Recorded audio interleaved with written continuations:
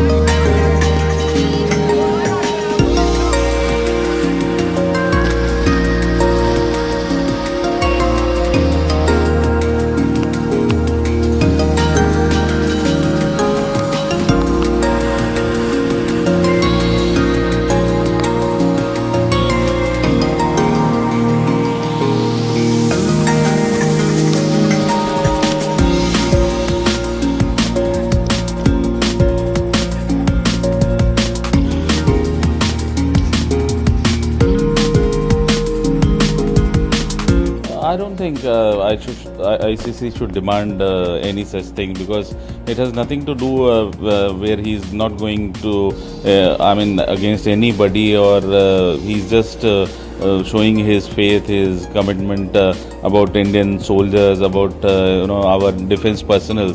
So it's a sort of a respect towards them, and I don't know why ICC has objected on this, and I think they should not make an issue of it. Rather, it's his personal choice, whatever he wants to do, whatever he wants to support.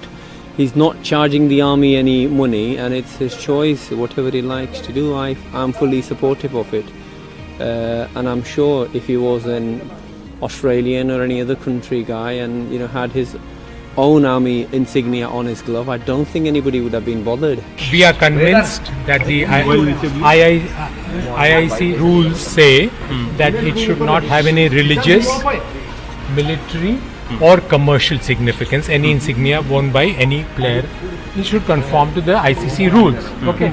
Now in this particular case, that insignia has none of those connotations. Okay. So we are going to tell the ICC that it need not be removed. We believe in conforming to norms of the game. Okay. And if ICC has a set of norms, we will go by the norms. The government do not intervene into the affairs of the sports bodies.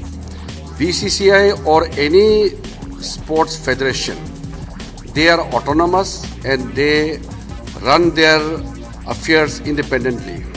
But when there is an issue which is related to the sentiments of the people of our country, and when the players or the team play for the country, then the interest of the nation, the prestige of the nation has to be kept in mind.